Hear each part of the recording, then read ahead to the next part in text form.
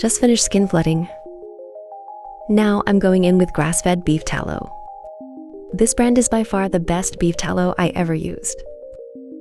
It's so lightweight, no smell, and glides on so smooth.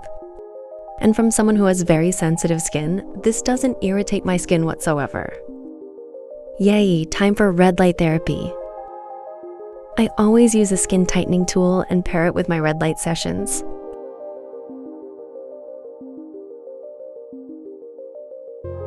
The real MVP is my skin tightening tool. Wrinkle prevention, contouring. Never stop preventing.